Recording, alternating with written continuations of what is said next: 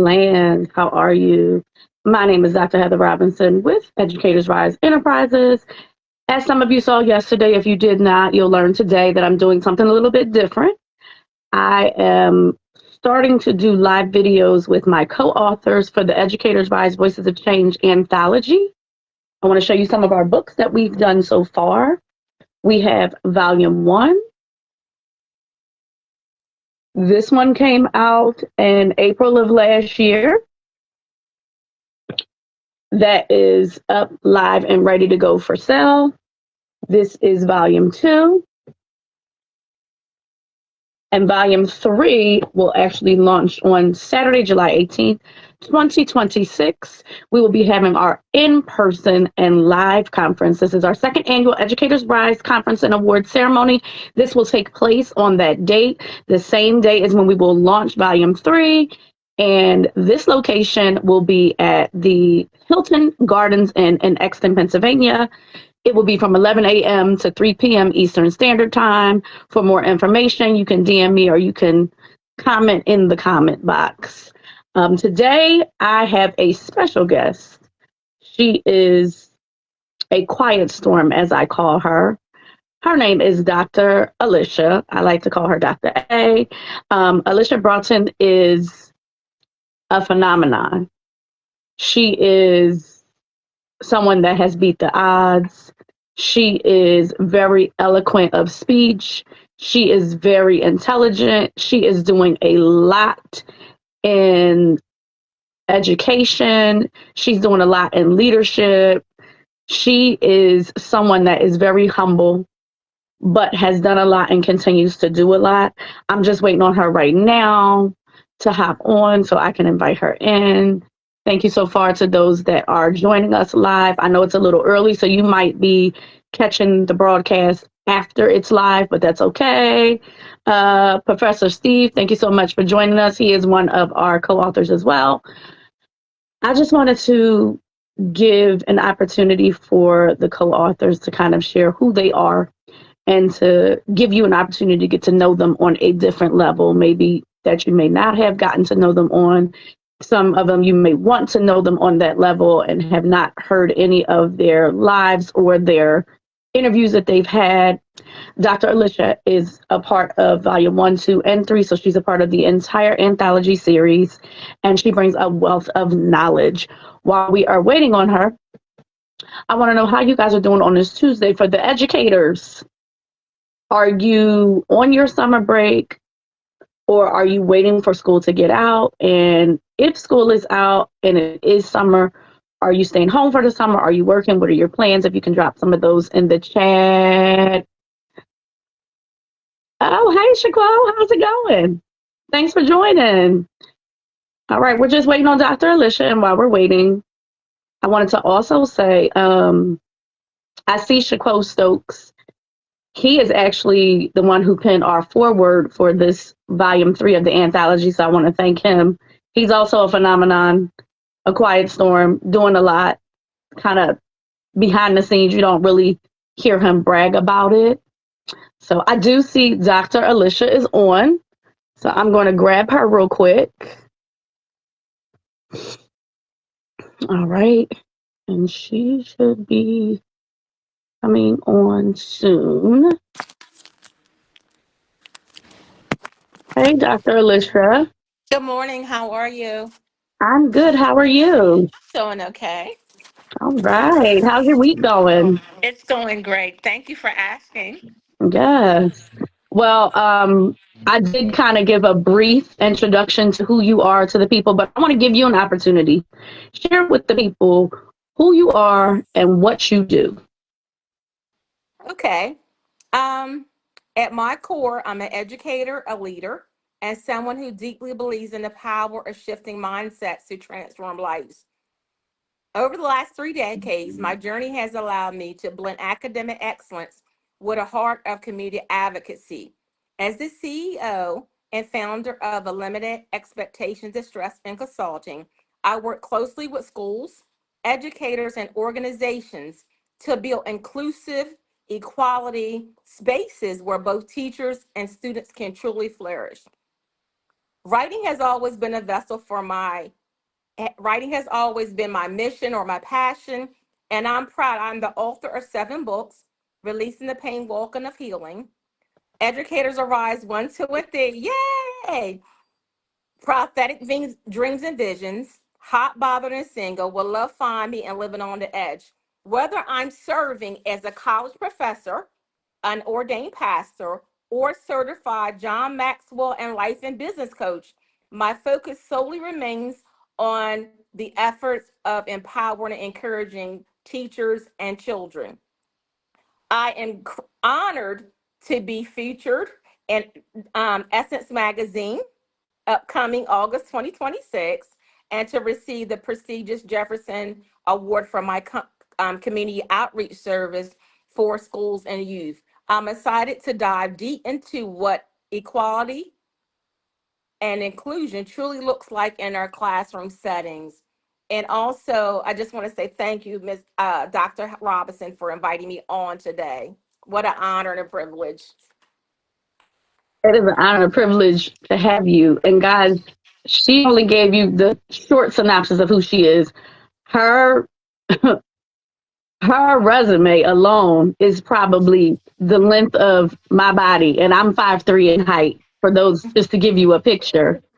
But I wanted to tap in real quick. You talked about unlimited expectations, your company, and you kind of delve in with a lot of different things. You deal with homelessness, addictions, and different life challenges.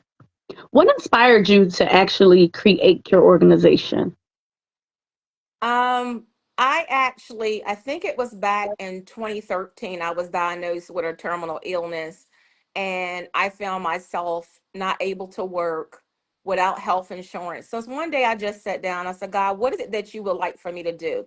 In the spiritual realm, I heard him say, write the vision and make it plain. So I began to write down everything that I could do: coaching, mentoring, grant writing, book publishing, whatever, in helping young people, whatever it was. I began to write it down, and I began to get my LLC and to make the vision plain. One of the major things that allowed me to start the nonprofit is because I also love being an advocate in the community and helping other people as well. Well, guys, I can attest to her loving to help other people. Because when I had my very first conference last year, she was one of the speakers. By the way, she is a phenomenal speaker, but I'll let her tell you more about that.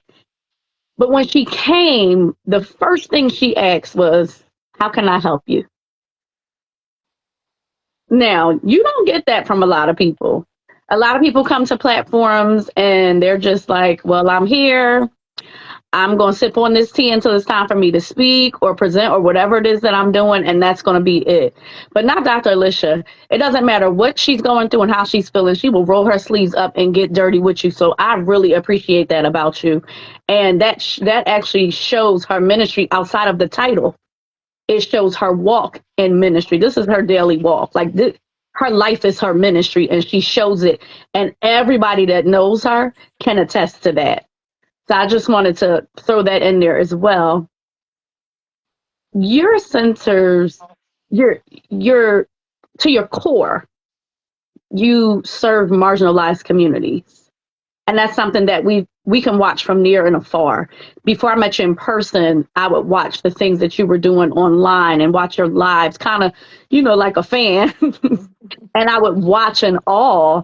And I'm just wondering, why is it so important that educators and leaders understand the realities of the many different things that different types of individuals face outside of the classroom? You might have children who are displaced, or maybe they are between homes, or maybe there's not enough food at home, or maybe they don't have their bare necessities as far as the clothing to wear, and or maybe their shoes need to be changed out, and the parents have to decide, do I buy them a new pair of shoes, or do I put a meal on the table for the week? Why is that so important for us as educators in the classroom? I to take into believe consideration. But also, since you're a leader, I want you to also speak to those that are outside of the classroom, but still in education. I believe that diversity, equality, and inclusion in our schools is not just about checklists or policies. Because if a child is hungry, if a child is cold, that can affect their ability to learn. Hmm. We're talking about human potential. We're talking about building a space where every single person can breathe easily, speak freely, and grow fully. I'm a catalyst for change, and my classroom is a sanctuary for every one of my students. I make sure that my students have what they need, whether it's a coat, whether it's a pair of shoestrings, whether it's a sweatshirt, a hoodie, or whether it's food, because I believe what happens outside of that classroom setting also Hmm. affects the kids in the classroom setting. What does DEI actually look like to me? It looks like a classroom where differences are not tolerated, but celebrated as essential strengths. It is a place where we look at a room full of unique faces, regardless of the color and creed. The kids are all smart to me. They're all resilient. I created a positive and effective community. DEI means they have to leave their identity at the door. You're leaving your identity at the door. None of my students are allowed to bully or pick on the other students. It means they see their histories, their cultures, and their families reflected in books on the shelves in my classroom through the lessons that I might teach. Diversity is just the invitation to the classroom. Equality is how we make sure everyone can participate. Equality means recognizing that equality is a myth if we give everyone the exact same pair of shoes, meaning everybody's unique. We can't give every student the same way of learning. Our classrooms have to be diversified. Equality is giving each child the specific tool, the extra time, the extra uniqueness, the extra support that he or she may need to reach their full potential. So let us offer our students what they need. Our voice matters, our background is our strength. And I tell my students, and you belong in the space exactly as you are. You don't have to apologize for who you are inside the classroom or outside of the classroom. I also said, let us talk about the heart of the teachers as well. As teachers, we have an ongoing journey. We have to self-reflect to be better teachers. We have to look in the mirror and try not to be biased, even regardless of what we may think or what we may see. Inclusion is a mantle for who we are and also what we're empowered into our young people. Sometimes I have to encourage myself to be mindful of this. I have the courage to learn, the humility to grow, and the power to shape a fairer world. I want to be fair inside and outside of that classroom. I want to be there for every student. I believe together we build where equality is our foundation and our language. So, equality definitely has to be our classroom language. Inclusion should be a daily practice. We're practicing it every day. It is found in the greeting at the door. It is found in collaborative work in our classrooms where kids know they're valued and the voices are given. It is found in the celebration of multicultural holidays, language traditions, and diverse ways in our classrooms. We are shaping a future where every child should thrive. One classroom, one student, and one day at a time is what I would say on today. Wonderful. That actually made me think of something that I wasn't going to ask you, but since you went there, can you share your mantra? Sure. My mantra is I believe that all students should be in a safe environment, regardless of the culture or color or creed. We're serving all students at equality that's equal. And with that mantra that you stand on, and it's such a powerful mantra, how would you, what message would you give to educators inside and outside of the classroom, as well as advocates in the field and parents and families on how they can incorporate DEI practices at home, in the community, in the church, and in the classroom? I think the first thing we need to do is to recognize in and outside the classroom that kids are equal, regardless if they have an IEP or 504 plan.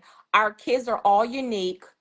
And I would say inside and outside of the classroom, for students that may be scoring below average, finding them the resources in our community, giving the parents resources like free tutoring after school, free tutoring at the Boys and Girls Club, but finding the resources that our kids need. Like in Delaware, we have the Parent Information Center, and the Parent Information Center assists parents of kids that may have an IEP or 501c3, but just empowering people with the parents what they need to find the resources that they need.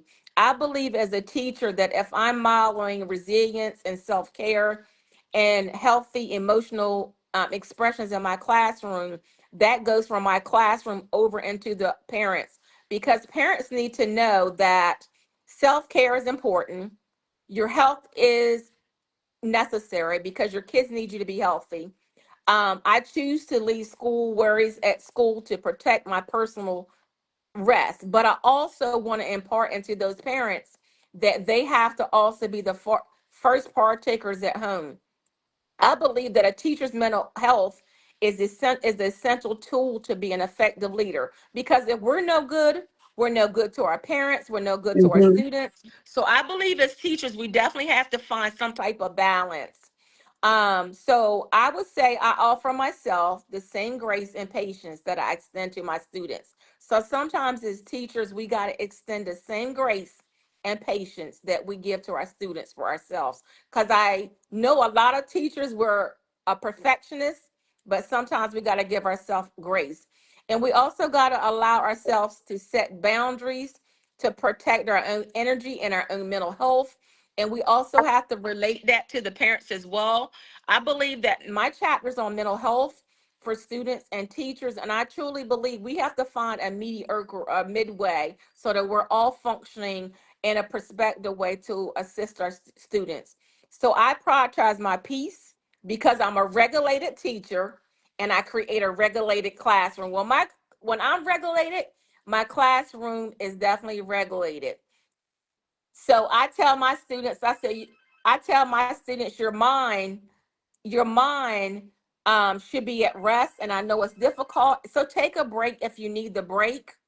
You are more than your grades, your test scores, and your academic performance. It's safe for me to express that it's okay not to be okay. So I tell my students it's okay not to be okay. If you need a safe place to talk, I'm here. Have an open and listening ear. So if you need a safe place to talk, I'm there. I'm growing at my own pace and my journey is valid. I tell my students affirmations.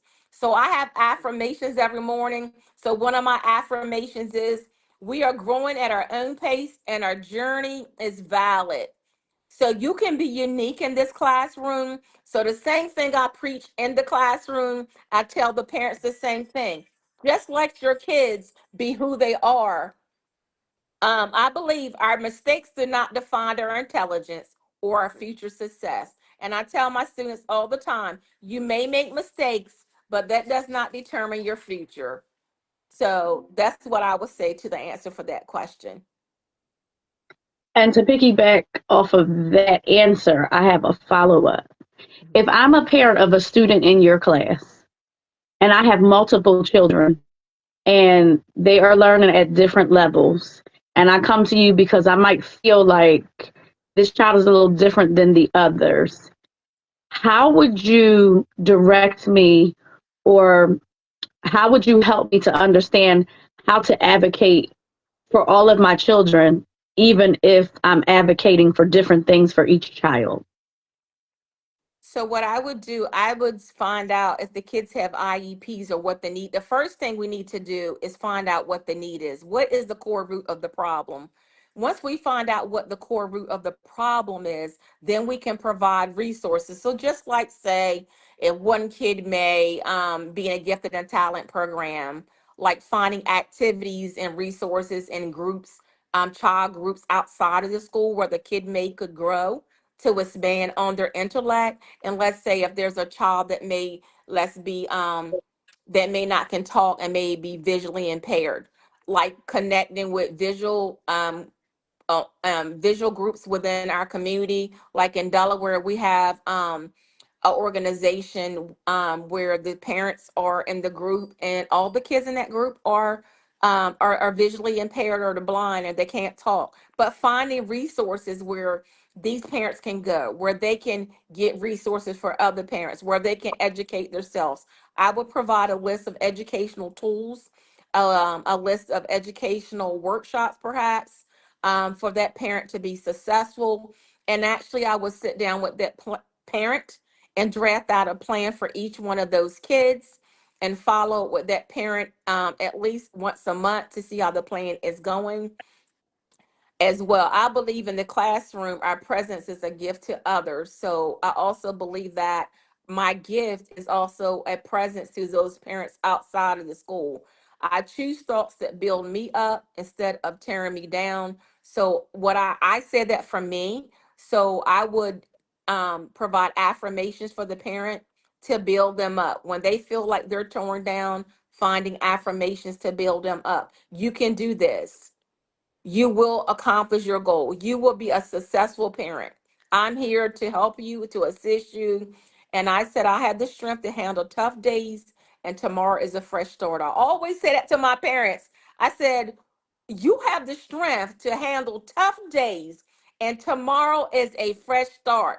You know, you may feel like you're a failure today, but we're going to start afresh again tomorrow. In life, a lot of times we fail a lot of things, but I encourage my parents. We're walking hand in hand and we're walking in unity. We might can't figure it out today, but tomorrow maybe we can figure it out tomorrow. I love that. I feel like affirmations are important for your students, for yourself, and for the parents. And you have such a hands on approach. We've talked about that for the past 20 minutes that you've been on. You have a very hands on approach, and to your core, you have a heart for helping others.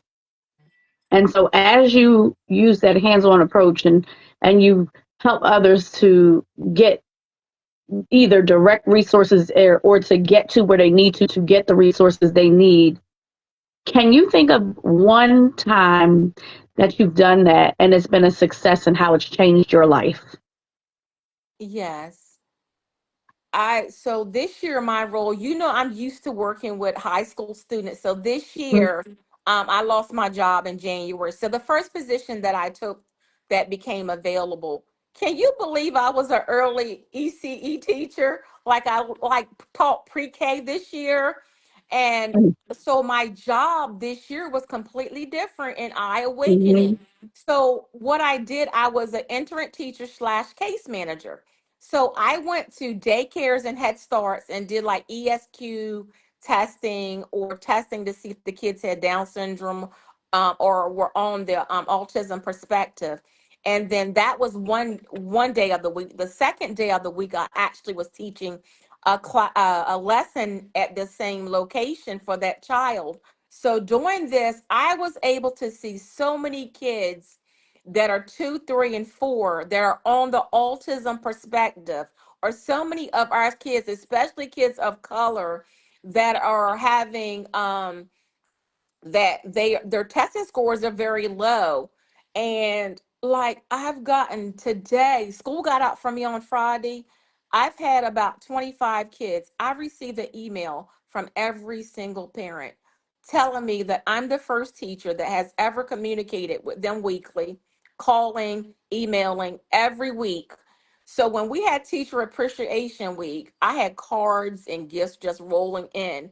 I don't do what I do for gifts or anything like that, of course, but just the heart of it. Like this year, 80% of my kids were not diagnosed, but today I got an email from my district. Most of our kids have IEPs in place. We renew the IEPs and we do have classifications for all of those students. So my heart this today is at rest. I'm so glad that God used me to be an intricate part to get these kids classified and to get their IEPs up and running. And for me to hear parents say, Job well done. I appreciate you. You've been a phenomenal teacher. I wish I could keep you next year. When they're talking about keeping me next year and me following their kids, that's why I teach. Some days I'm like, I don't want to teach anymore. I don't want to do this anymore. But it's things like this that remind me that teaching is a part of my purpose and plan. I've actually taught pre-K to 12th grade, so I've been in every facet in my 29 years of teaching. So I can say being an educator has changed my life. I love that. It is definitely a life changing field, and you do have moments when you are a teacher in the classroom, especially in the early childhood classroom, where you're like, Yes. "Is this for me? Do I want to come back tomorrow?" I get that, but for the teachers that stick it out and stay, when you Mhm. do get those emails and you do get those cards that either the children drew out and the parents did the diction, or Yes. the children wrote it in their own handwriting, Mhm. that does something to you because it it's not about the gifts, like you said. The gifts are nice. Yes. Yes. But when you get a card from a student and there is a message in there, that message conveys to me that I'm making a difference, even as small as just in that one child's life, right? Because we're in this big world, we're in a big pond, and we're small fish, and we're trying to make impact in these big changes. And sometimes we feel like we're not doing enough. So those Mhm. notes and those cards and those emails kind of do show us that we are. Which brings me to the movement. You Yes. have co-authored not volume one, not volume two, but volume one, two, and three of the Educators Rise Voices of Change anthology. How have your yes to all three impacted your life, and what has the experience actually meant to you? Dr. Heather, you've been sensational. Thank you for allowing God to use you to be the vessel to start this. I can truly say volume one, volume two, and volume three have also been an intricate part of my life. As writing my chapters caused me to research, it's caused me to learn more about diversity, equality, and inclusion. I knew a little bit about it, but writing these books actually was an eye opening experience for me. It taught me to research to find out how I can be an intricate part for DEI. And also, like the volume one, I had no clue what it would look like, but it turned out amazing with your help and your assistance and just the writing process. It was so easy. I've literally have sold every single book that I've had to other educators. And I met an educator yesterday. I had 5 books left. So I actually sold the 5 books that I had yesterday to teachers. And for me to hear other educators saying reading the book gave them the enlightenment to what DI was really about. A lot of the teachers have said, oh, this book is deep. We didn't even realize what DI truly was. But them reading the book, it also open their insight. So I think this book has been phenomenal. Volume one, two, and I know three is going to be just as powerful as volumes one and two, but just opening people's eyes of what DI is really about. It opens the eyes for many educators to Hmm. change our perspective in the classroom, to understand whether the kid may be from China, from Korea, or maybe African American, maybe Caucasian. It lets us know that our kids are our kids and all of our kids should be treated equally as well. It's very interesting you said that because I thought about, we throw out titles a lot, and we don't normally use subtitles when we're talking about the book. But I was very strategic in choosing this subtitle because I feel like it is something that's needed. And the subtitle of Educators Rise Voices of Change is the DEI Impact Anthology Bridging the Gaps. So it's an anthology of impact, but we're bridging the gaps. When you hear bridging the gaps, and when I did my dissertation, my title was Bridging the Gaps That So Easily Separate Us. What Mhm. does that mean to you? And how do you feel like, not just in the classroom, but with unlimited expectations, your organization, how do you feel like you are bridging those gaps? I always say reach one, teach one, even when I'm in my community and I see someone that I know may be homeless, and I have the capacity to buy a sandwich or a drink, and in my car I actually have a resource folder, and it has emergency housing, it has food pantries in there, and I actually have a list of where people can go to apply for jobs. I always have like care packages in my car or waters. I always carry this in coolers in my car. And I can't save the world, but reach one, teach one. If I reach one person a day, I just came from the hospital and my dad was in the hospital. When I came outside the hospital, there was a gentleman that was outside of the hospital. And I could clearly tell that he was homeless. So I had a whole conversation with him. I found out that he was homeless. I got on my phone and called some of the resources that I have for like homeless shelters. I said, well, you have a place tonight. I paid for an Uber. They took him to the homeless shelter. But just going out of our way to impact the lives of other people, reach one, teach one. I can't reach every one of my students, maybe, but if I can just reach one, if I can just change the mindset of one student, you're able to achieve, you're able to succeed. And it's God's grace that every single year I get students. They're like, oh, their behavior is horrible. I don't know what they're going to do. And you know how sometimes we can talk as teachers. And I Hmm. thank God this year that I have 5 students. And the 5 students actually got kicked out of pre-K because of the behavior. So I was an intricate part of suggesting that we bring them into the school for 2 hours in the afternoon where they were still getting the same things as the kids that were in house. I would bring them into the school and teach the lessons like in a group on a one-on-one setting. They still have outside recess. They still had that experience. Can I tell you the behaviors went from 10 to maybe 3? And I would use like a symbol I am working for and remind them what they were working for. And then I would have, once you're done, first, then next. And then I would allow them to pick maybe Play-Doh outside, allow them to pick a choice. But the students right now, they said their behaviors escalated at 75% by the end of school year. So reach one, teach one. I believe that there's life and death in the power of the tongue. I believe what comes out of my mouth is impactful to whoever I'm around. It's not what you say, but how you say it. And I believe whatever I'm saying out of my mouth can impact anyone. Reach one, teach one. Reach one, reach our communities. And then in a local community center that we have, um, last year they said I did 762 hours. I don't even know how I did it, but I actually was in a after school program providing free tutoring services for students. And we just last week went back and checked all of our student success. All 15 of those kids that were failing all passed to the next grade. To God be the glory, they all passed. So things like that, reach one, teach one. Those are things that I love, and I thank God that I'm able to be a great asset to.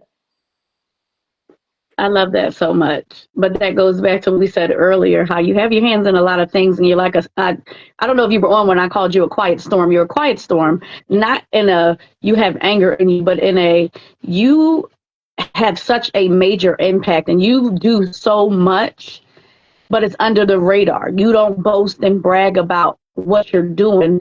So we have to kind of do it for you. But you're doing so much and you're making such a difference. And when we talk about people going through a journey of healing, some people say writing is their healing. You not only penned as a co author, but you've done individual projects as well. What inspires you to keep sharing your story through writing?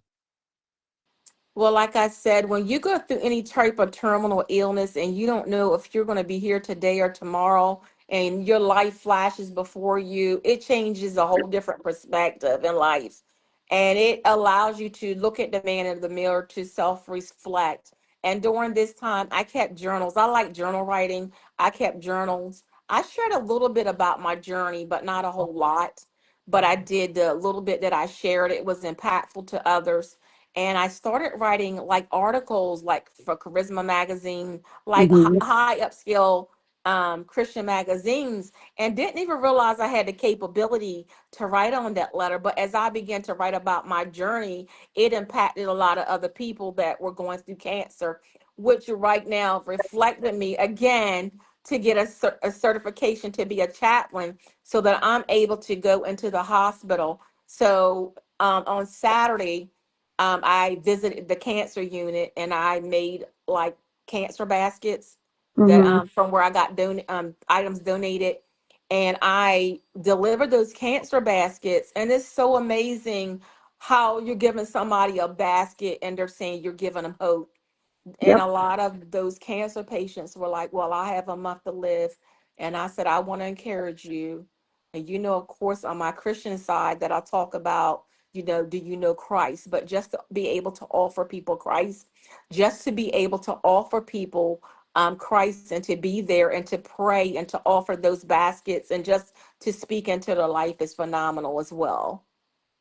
Yeah, because you're given hope, not just because they have a cancer diagnosis. Mhm. There's also people that we don't want to admit this part, but because my husband is an elder, when we do a Mhm. lot of visiting of the sick and shut in, there's a Mhm. lot of people that don't get visitors. Families, Yes, so true. for whatever reason, this is not a judgment zone. In my classroom, we always start off with we listen and we don't judge, which means I'm not going to judge what your artwork is. You're not going to judge mine. I'm not going to judge how you say something. You won't judge how I'll say it, so on and so forth. So we listen and we don't judge. But for whatever reason, families stop visiting people when they're in nursing homes and when they're in the hospital. The calls come less and less. The visits stop, and before you know it, when you're going to visit the sick and shut in, you're the only visitor. Mhm. So you're given hope on several different levels. You're given the hope of Christ. You're given the hope of companionship and that Mhm. someone remembered and cared. And then you're given hope of in the basket meeting a need that otherwise would not be met. So that is phenomenal. And again, it just goes back to when I said what I said about you when I did your original introduction. And now that you said that, my whole entire school, we created a project where the kids in my school made cards, and once a month we would deliver them to the cancer wing at a local hospital and to local nursing homes. Just a card made for a kid. Like It you makes a said, difference. a lot of individuals don't get visitors, don't get mail, but it makes a difference. So you're certainly right. Yes. Wow. So now that we're on to social justice, what role do educators play in advancing social justice, belonging, and opportunities within the schools and communities they serve? Listen, I'm so for social justice, and I think sometimes it gets me in trouble because if I see a kid and I know that they need an IEP and they've been undiagnosed, I will send 20 emails. And sometimes it's not always good, but what you're not going to do, you're not going to mistreat my kids. You're going to give them what they need. If they need an IEP, if they need a Dynavox, whatever they may need, any tools they may need, I'm a true advocate of social justice for being a stickler for kids getting what they need. Sometimes we get so many kids that get left behind. Yeah. And a lot of people, because they don't understand, especially for kids of color, it's not that they're not doing the work, but sometimes they need a support. It could be PECs, it could be picture PECs where I am working for. It could be a Hmm. Donna box, a box because they can't talk. It could be a person, a one-on-one teacher's assistant. Whatever the need may be, maybe it could be just tapping on the kid's desk to remind them, hey, I'm here to help. But a lot of times our kids get left behind because we don't understand. So I want to share, I said 5 mental health strategies for the classroom. I said, number one, I said, implement brain breaks. We expect these Hmm. kids to go in that classroom and stay in, they're two, three, and four, and five. We expect these pre-K or kindergartners to be on task for 90 minutes. So I call it freeze breaks or brain breaks. Yeah, we may be in the middle of an activity, and I said freeze break, and the kids freeze. And I put on music where they can jump around for 10 minutes, and then we're Hmm. back. I allow them to, we do deep breathing, we do like stretching, we do mindful exercises, and then we go back to the activity that we're doing. So I said implement brain breaks. Number two, I have established a classroom, a cozy corner where the Mhm. kids can go and they can have quiet time. I have cools bowls, I have journals. It's decorated like a tropical island where the kids can, with sensory toys. Hey, I see you're not having too good of a day. That was like sensory. Can I go to the cooling area? I said, yes, you can. But establishing a place in the classroom where kids are allowed to cool down. I said, number three, most certainly every morning when I know a kid may have behavior problems, I call it check-in emotions. Why I check in the morning. When they come through that door, I meet them at the door. Hey, how's your day going? Just that little phrase lets me know they're not having a good day. And I'll say, what can I do to make your day better? I said, start the morning by letting students pick a sticky note on a chart. So I have a chart in my classroom. They can pick if they're happy, tired, anxious, or angry, so that I'll know what they're doing and their emotions. And I can talk about what are the strategies for today that I can do to help you have a great day. And I Mhm. said, number four, normalize failure. So what am I saying? We use these little point cards. So I have a chart as a teacher that I walk around and I notice, like, hey, Johnny may not be having a good time. Uh, Johnny may not have a good day every day after lunch. I'm writing on that chart so I know where to reteach. I know when to what data to collect to make the situation better. And number five, I said mental health breaks. Educators should openly tell the class, we as educators should actually tell our class, I'm feeling a bit overwhelmed right now, or I need to take a break. So that lets all the kids know that you need to take a break as well. If you keep on teaching, there's going to be days where you're not having a good day. But I'm just honest. I say, hey, young people, I'm not having a good day today. And they'll be like, oh, and they'll start speaking into my life because they understand the power of affirmations as well. As an educator, advocate, community leader, and pastor slash chaplain, Mhm. what would you like your legacy to be? To reach one, to teach one. I can't save everybody, but just saving one soul, one person, one at a time. When I leave this earth, I want people to say, she lived the life that she preached. She lived the life. I want people to say that she would help anybody. She was there for anybody. And I want my life to be that I live a peaceful life. I don't want to leave here with no alts. I don't want to leave here with no grievances. I want my name to say that I'm a peacemaker. I want people to be able to say, yeah, she was there. She was a woman of peace. She was a woman of valor. She was a woman of strength. She was a woman of resilience. But I want people, when it's my last day on this earth, to remember me as being a peacemaker and a helper in the community as well. I love that, and I do believe that that is what people are going to remember because they see it in your everyday walk. What final message would you like to leave to educators, leaders, advocates, parents, family members? What would that final message look like? My final message would be, I'm a catalyst for change. I am a catalyst for change. DEI. We got to change. Like you said, educators arise. We got to change policies. We got to change procedures. When we're not happy, we can't talk about it. We got to be about it. And being about it takes us outside of our comfort zone. Like I said before, my classroom is my sanctuary. And when I need something in my classroom, sometimes my administrators don't always agree, and that's fine. But I am a catalyst for that classroom. It's caused me sometimes maybe to get a little lower evaluation, and that's okay. But I am a catalyst. I will stand for what my kids need. I believe that our voices matter. Our voices matter. Our background is a strength, and we belong in the spaces that we create. So if we see something wrong, we got to create that space for change. Our voices do matter. And a lot of times we don't recognize that our voices matter, but our voices do matter. We have to encourage each other.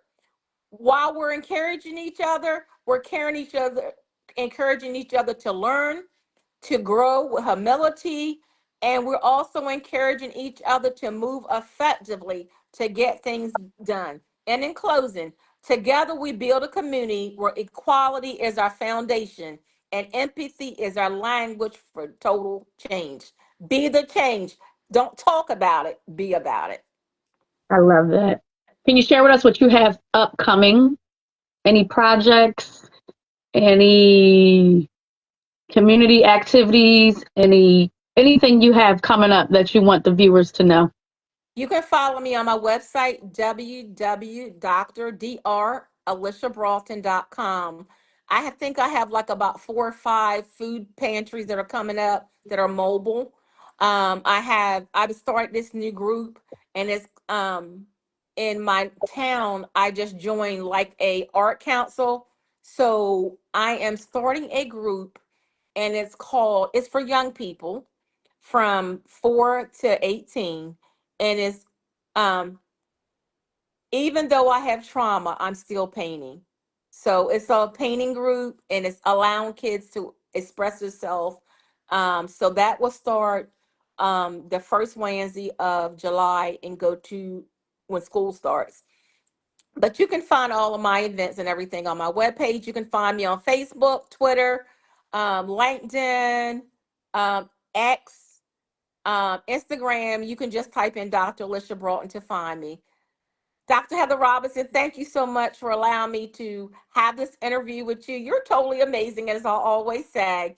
Continue allowing the Lord to use you. You're just not doing this book, but it's a part of God's purpose and plan for your life. You've impacted so many educators, so many students, and so many community activists through your book. Continue. I can't wait till volume 4 comes, because I know there's going to be a volume 4. Continue allowing God to use you. Continue to allow God use you. Don't stop here, but keep moving. I can't wait for the conference on July the 18th. I'm already saying my pitch. July the 18th.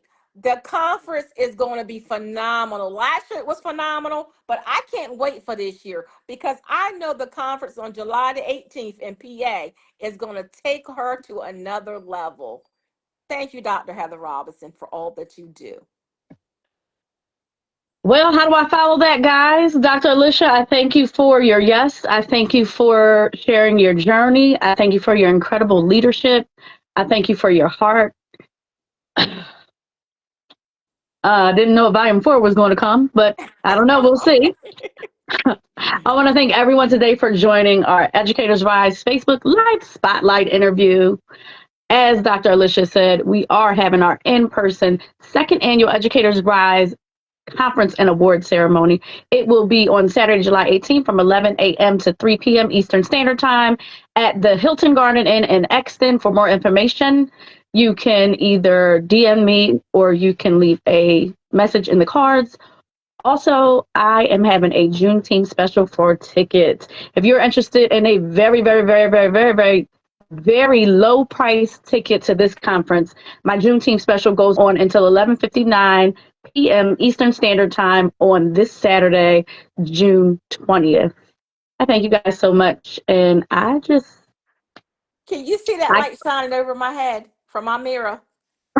Y'all see that shining light up there?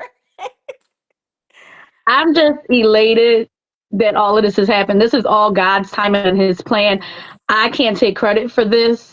You know, God puts someone in position, and that's great, but it's the people that link arms with you that make it a success. So I really thank all of my co-authors from volume 1st to the 3rd.